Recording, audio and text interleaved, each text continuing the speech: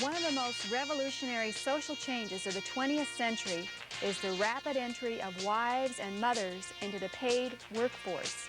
Even the majority of mothers of preschool children work outside the home.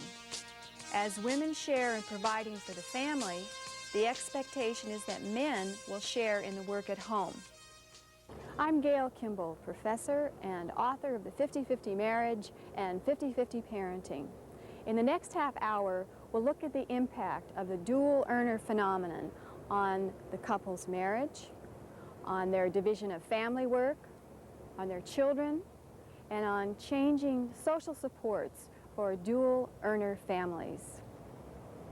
Arlie Hochschild, sociology professor at UC Berkeley, is the author of a study of dual earner families called The Second Shift. She and Lucia Albino Gilbert, psychology professor at the University of Texas at Austin, explain that despite the revolutionary change in women's work patterns, our social institutions have not made the necessary adjustments. I had a sense that we were in a revolution stuck midway, and yet we were all the time thinking that the revolution had already occurred. That is the revolution of change in women's roles.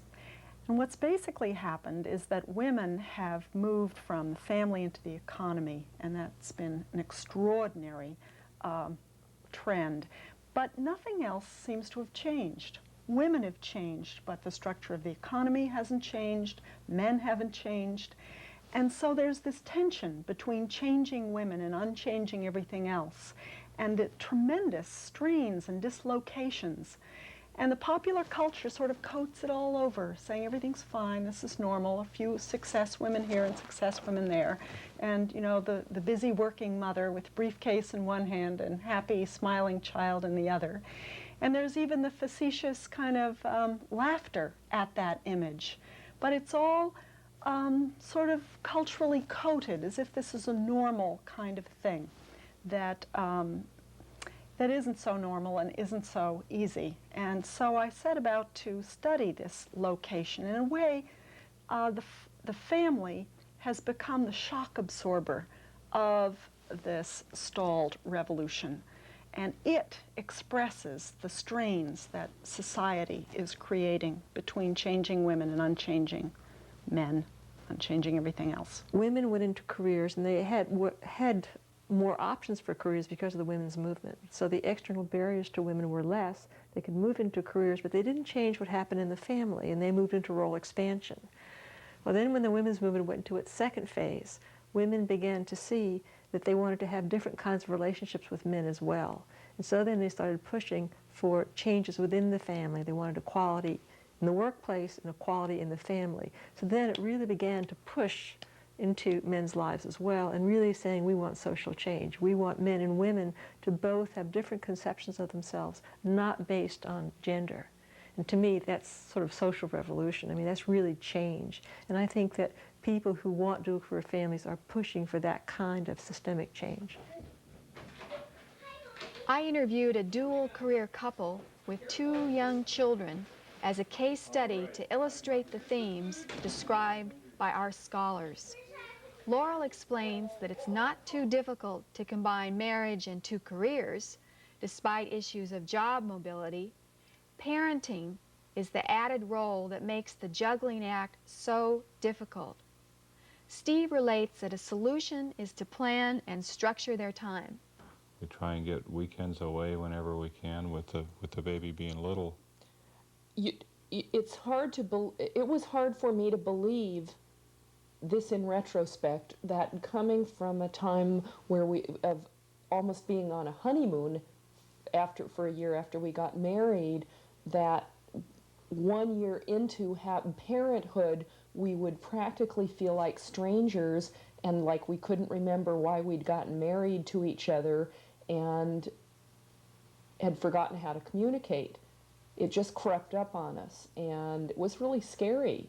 I mean, we were talking about whether we wanted to stay married, and it was just a plain function of not having the hours together, to going from being together all the time except when we were at work, to being with the kids the new baby all the time. And I feel we did learn the hard way that we had to plan, if we wanted our marriage to survive, one-on-one time together. And the neat thing about it is it works. You put the time in it, at least for us, you put the time in it. Now the new baby's born, and it's creeping back to where we're not together once a week. We're together maybe once every 3 weeks for a date.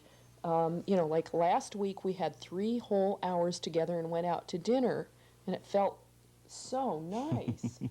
Generally, they put the children first, work second, and their relationship third. There's a nurturance crunch. Each one is feeling a little bit had. Each one's feeling deprived and unnurtured. When you're racing that fast and have so little time, it's very easy to simply think, look, this isn't forever. I'm just going to keep coping, and the marriage kind of slips away. And it's not that they were personally unsuited to each other. Ironically, they would begin to blame each other for what I think are really socially produced problems. I asked a marriage and family counselor, Terrence Hoffman, what issues come up for the dual earner couples he works with in his practice. They give and give and give until they're hurting so badly that one of them has begun to find ways to escape their own pain, either through drugs, alcohol, or promiscuity, or just having an affair. That one or both drop out of the marriage, not by any choice. It's just sheer frustration, not being able to cope. And so the other spouse usually comes in seeking some answer that's going to help them find a way to resolve the problem, whether it's to get out of the marriage or try harder or bring their spouse in for couples counseling. But the main theme is usually one person has dropped out of the marriage psychologically, still showing up there, but not in any way that provides a sense of a person being there for the family. Most dual career couples at present do not manage their work lives, both within the house and without the house, in a way that is satisfying to them. So that's a great testimonial to the dangerousness of this issue. So if one began from that, and we see almost no one at present who actually does begin from that point, what happens is things get bad, and then they sit down, if they do sit down and say, there's something terribly wrong with our relationship. So I think if there is any hope, it lies in the acknowledgement of young people that the way that we are doing it, or the way that it is ordinarily done, where we've sort of kludgied up a solution here, and we've used bubble gum to patch up what is really a serious problem with implications both public and private, that we simply must begin from the beginning and do it differently. Lucia Albino Gilbert summarizes the effect of dual careers on women and on men. For some men who have very traditional views and whose sense of self is so tied into being the good provider, and who are so dependent on women to take care of them, and I think there are a lot of men who are so dependent on women and don't admit it, that I think that their marital satisfaction is low. I also think that men's entitlement gets involved in this. Some men simply feel that they shouldn't have to do the kinds of things that men haven't had to do in the past. I think overall one can say that who benefits the most is looking at it is the woman. I mean, clearly there are economic benefits. She can be independent so that she enters into a relationship for totally different reasons. I mean, she wants a man that she can look across to, not a man that she can look up to. I mean, it's a whole different ballgame. What happens to the division of family work when women are employed? Okay. Now, I'll make you a deal. If you and Whitney sleep in and I get up with Daniel, how about I just go grocery shopping first thing? When you focus in on particular families, particularly dual career families, you find a lot of ambivalence. Wives are sometimes working dead on their feet, trying to do trying to fulfill what some people have called the superwoman, what shall I say, the superwoman standard. But in fact, in a lot of dual career families, we don't need to say superwoman anymore because that has been normalized. I mean, that is the ordinary expectation of what that woman shall do. Nobody's calling it super anymore. And so that generates a lot of stress. Husbands are also struggling with their own dashed expectations, largely because I think neither husbands nor wives really think through what A, the work level will be, or B, their attachment to certain kinds of arrangements of the work. So I think everybody is shocked and surprised, but husbands in particular.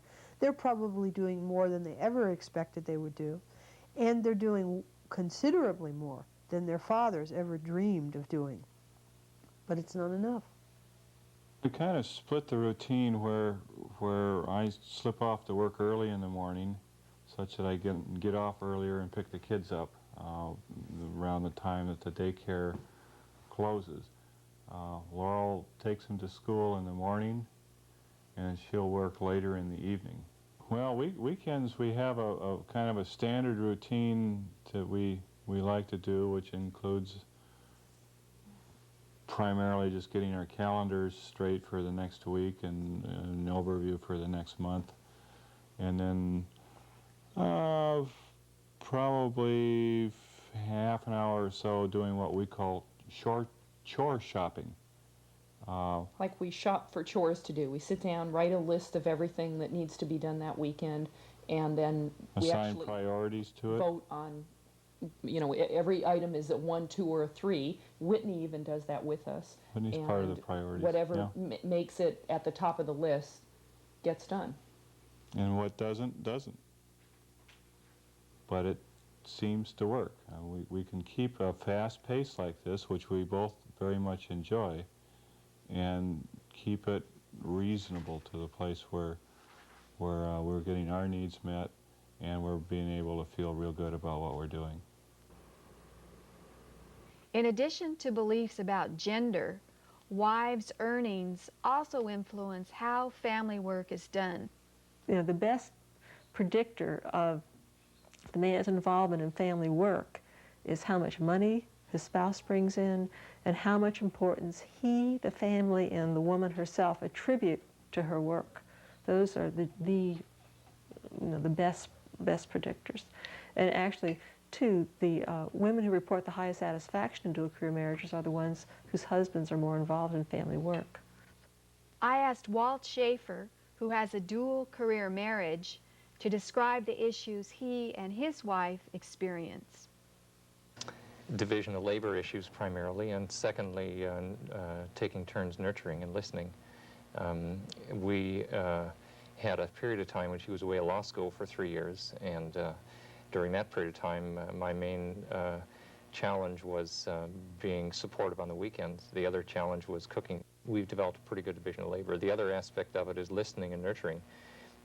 For a number of years, her primary role was supporting me in my career, and I'm real excited now about the opportunity to be behind her and to be with her as she's going through the entry into a very demanding profession. I've looked at what happens when women go out to full-time jobs, but men don't share the work of the home.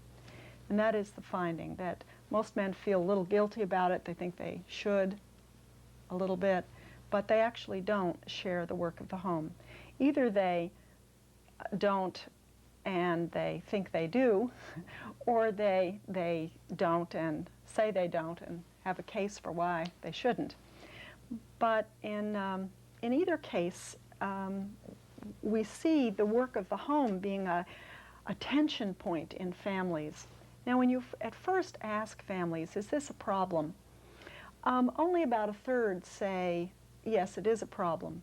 But it's not simply that third that it is a problem in. In other words, a number of women have accommodated to their men not sharing the work of the home. And they say, okay, look, I'll do it. I'm more efficient, and it's easier if I do it.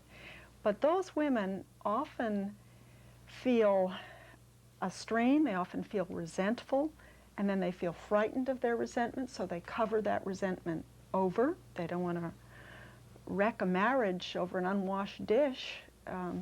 So they cover over that resentment, they contain it, and they express it in other ways, which come around to the men. Men pay in some unconscious ways for not adjusting to this larger shift. The natural way is a way that was devised years and years and years ago, and if it worked then, it certainly doesn't work now, because the natural way is the most traditional way. Wives will take all the responsibility, do all the work, and provide all the nurturance and largely all the service. If that worked for some wife, she's no longer in a situation where it will work anymore. Now the key here, and I think this is why discussion between couples is so crucial, the key is not to imagine that we throw the baby out with the bathwater, excuse that awful metaphor. We don't stop being men and women, masculine or feminine, simply because we change the way we do work in the household. But I think at base, the fear is that somehow we do. We have so infused these tasks with notions about how we really are as men and women and how the world should be, that we believe that when we change, everything will change. It's like the Chinese, when confronted with the revolution, they talked about a change of sky. I don't think the alteration of household labor means a change of sky. I think it means a hell of a lot of discussion. The dual earner couple who is going to manage is the dual earner couple who acknowledges that and cuts through all that and says, we're not going to let dishes be about emasculation, are we? Some women are gatekeepers, discouraging their husbands from equal participation in family work, as author Perry Garfinkel and men's studies professor Shepard Bliss explain. I think women have to want it to be 50-50, Gail. I'm not so sure that women are resolved on the issue of do they want to give up the domestic frontier. That's their stronghold, and it's you may not feel that way, and women of your age and generation may not feel that way if you ask them at this moment, but they're kind of they're in a line. They're recipients of a whole legacy here, and it's hard to just shirk that off. I think that women have to want to let go. Men have to want to take it on. And men should change, and I think women should change too. I mean, there are fundamental ways in which women contribute to these problems, as well as men, and I think we know more what men do. You know, I think we need more studies to look at what are the difficulties in a man in terms of self-concept to come back into the home and do that. And, you know, oftentimes a woman will grab a man and say, you know, tell me what you feel, and you've got to be here in the home. And I don't think that's the way to get the change about. I mean, it's been this way for a while, and it should change, but you know, the complaints I hear from men in my men's groups is they wish women would take more initiative in different ways. Since industrialization in the 19th century took men out of their homes, away from family farms and into factories and offices, we have expected women to be the primary parent. Now that most mothers are employed, what is the effect on their children? Laurel and Steve's children have been in daycare since their infancy. They're both in daycare for 10 hours a day from 8 in the morning till 6 at night. You know, you wonder and worry and feel guilty, and I read all the articles I see about the studies about, you know, effects on kids who are in daycare and who aren't, and nothing I've seen so far says to me that the kids who are in daycare grow up screwed up. You hear the argument of quality time versus quantity, and I'm sure if I were home with the kids all day, I would be a real unhappy woman. One of the points here, they're getting really loving care, and we've kind of shopped around for daycare and found people that we're real happy to have our kids with, and that works real well. I see them for 1.5 to 2 hours at night, and that means that from Monday morning through Friday night, I see them for 10 or 12, if I'm lucky, 12 hours all week long, and especially Daniel, because he's so little, you know, I spent more time with Whitney when she was little than I have with him. And I just feel like he's hungry for my time, like a little sponge. If there's any guilt, it's I feel like he just wants me more, and that during the weekend we very much are together. You know, I'm with one or both of the kids almost all weekend, and then when I have a weekend, like when you guys go skiing and I'm alone with Danny all weekend, I love that. I soak that up too. Yeah, in fact, you don't really seem to overload from it either. Oh no, I love it. Ann May Chung interviewed daycare workers in the San Francisco Bay Area. She found that the daycare workers talked a lot more about the children than the parents did. They seemed to know a lot more about the children, which makes sense when most of the daycare workers were with the children for 8, 10, or 12 hours a day. So there's a lot more detail about the child. The daycare workers couldn't describe themselves that way, but when you compared what the parents said and what the daycare workers said, there was a much greater sense of intimacy and familiarity with the children. I think the daycare workers, speaking from the daycare workers' point of view and perspective right now, there was a concern, I think, over bonding and attachment issues. despite these concerns, studies show that children progress in very similar ways no matter what the employment status of their parents, as Sarah Fennemeister-Berg summarizes. Probably one of the most overstudied questions in social science, and that is there is virtually no difference between children who live in dual earner households or experience out-of-home child care from the very beginning compared to the more traditional arrangements. I say virtually no difference because there is some suggestion that those children who have been exposed to other environments, if they are healthy and good ones, and they usually are, if they've been exposed at an early age and on a continuing basis, are just as happy as the children at home, but are relatively more independent, and sometimes some studies suggest more creative. We don't know what the long-term effects of that, but one of the things we are beginning to see now that the children are growing up, that is getting older in these families, is that adolescent problems appear in equal amounts in both families. So there's no good way to predict who's going to steal your car, and it has nothing to do with whether that person's mother was employed, or whether that person went to daycare, or whether that person's mom and dad both had jobs.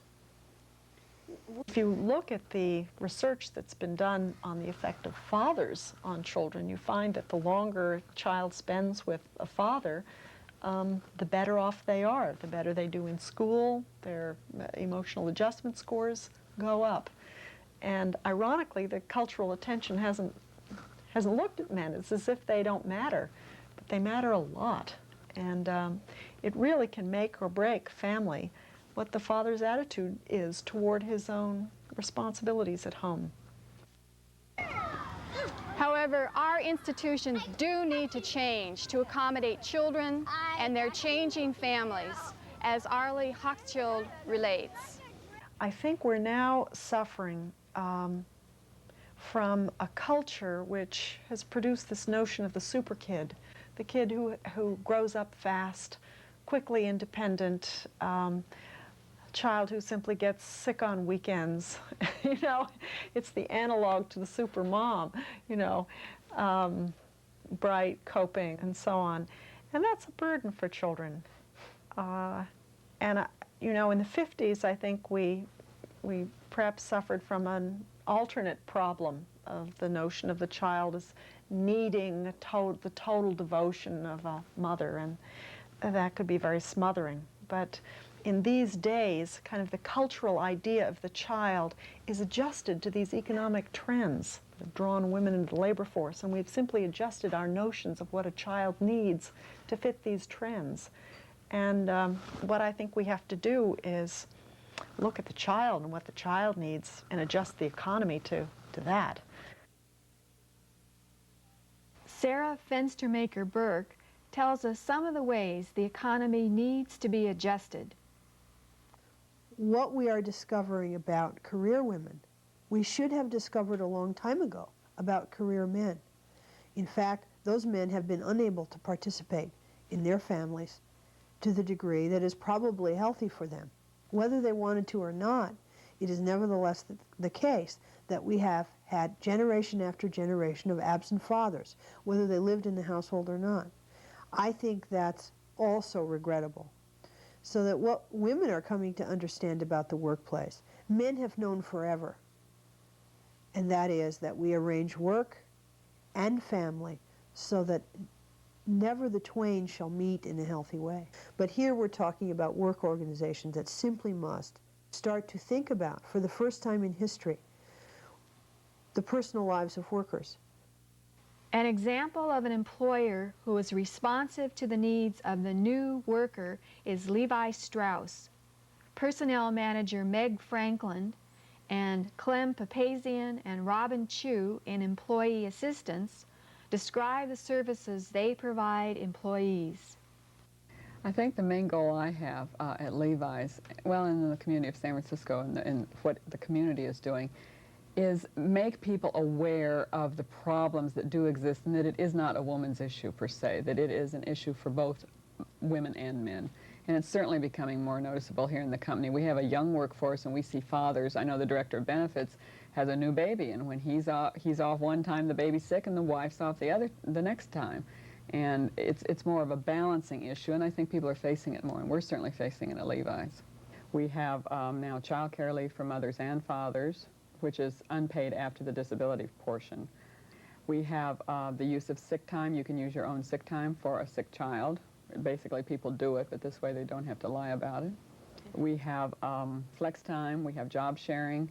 We have part-time work that a lot of people use, particularly when they first come back into the workforce after a child is born.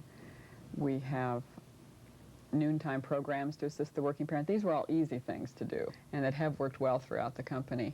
Then we've put in, through our employee assistance program, we do a lot of counseling on parental issues, and we do an informal information referral when people need to find child care and they don't know even where to start. They have somewhere they can come, and they will try to give them the questions of where they need to go. And just last year, we put in a dependent care assistance plan to assist people in paying for child care with pre-tax dollars. Provide employees with up to 6 sessions with a professionally trained therapist to support them through the process of finding quality child care. And in addition to that, we have an extensive resource and referral network that we access for the benefit of these employees. The facilities that we have here allow our employees to use the machinery and also take classes that we have for nominal fee. And the fact that we have such great running in our area, we find that our employees use the center 1/3 runners, 1/3 people that take class, and 1/3 people that use machinery, which works out great because our facility is not huge, but it seems to accommodate people nicely. In using the center, they are only allowed to do so on their own time, so that's before work, during their midday, or after work. What would you do to make your lives easier as working parents? Let's just list them. Yeah. Organized daycare on site. Good quality daycare that is not too expensive for anyone who works here. Okay, daycare. Yeah. Sick leave for children. Sick leave so you don't have to lie. At least partial sick, yeah, some kind of. An honest-to-God part-time job program. Yes. Flexible schedules during the week so that you can work 4 days and have the 3rd day off, or 3 days, or however, work that around that way. Yes. I'd like to see the effort more on the company rather than the parents to move towards job sharing and part-time rather than us having to fight them. Because I think it's more that way. Okay, what else in this list? Parental leave.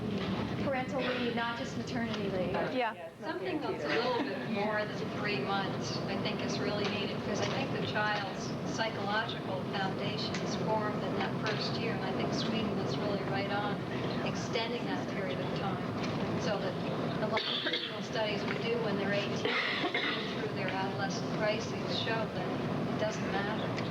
Okay. I think politically it's very difficult because the senior management, the decision makers, I mean, by and large are A, men, B, older men, who have never encountered this set of issues, and therefore have a personal reference point. That's right. And how do you communicate this kind of thing? It's extremely difficult. Okay, thank you.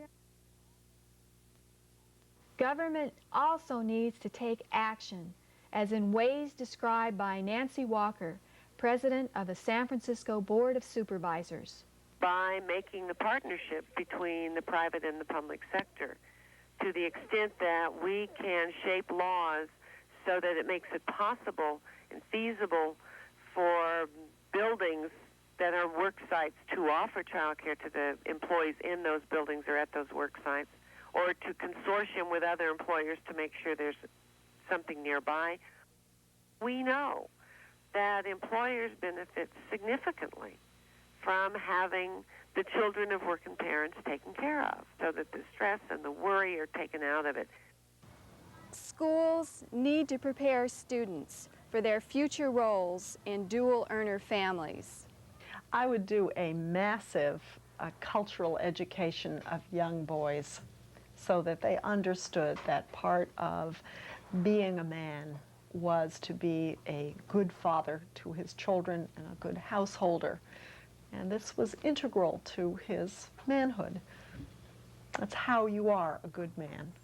And I would have films about that. I would have television programs. I would introduce courses on it in high schools. And that's just what's not happening now. What we're finding now, surveys that are done of attitudes towards sex roles among college students, is that women have changed a lot, and women see the need for a sharing partner, but men are not planning to share. But I have strongly advocated for a long time that we need to bring up fathers as we have traditionally brought up mothers. It is unfair to expect a man of 25 to automatically father when his entire life experiences have diverted him from nurturance. My first interventions would be in the schools. And I think a lot of it would simply be consciousness raising with the boys and the girls, of helping them see how they're playing out very traditional scripts. The most recent classes of students have had young women who feel that really the revolution is over. It already has occurred, that they are the happy heritors of these successes and improvements in the workplace that have been made, and they simply have to step into these new jobs, and that there's really no problem left. I mean, the sad fact is that that the economic gains have really been minimal for most women, and these young women, only 5 years hence, are in a way going to drop off a cliff and discover that there is a tremendous problem in putting together the work they will have with the families they want. And ironically, the very women who could do the most about these problems, the women who don't yet have families, who have free time and energy and intelligence to devote to reforming these problems, and it really just takes a few real movers and shakers to do a lot. Those women haven't yet, I think, seen the need, but I think it'll come. Men and women need to join together to make the necessary changes to accommodate dual earner families as we rapidly approach the 21st century. It's time to update our outmoded social institutions, which are based on a 19th century model.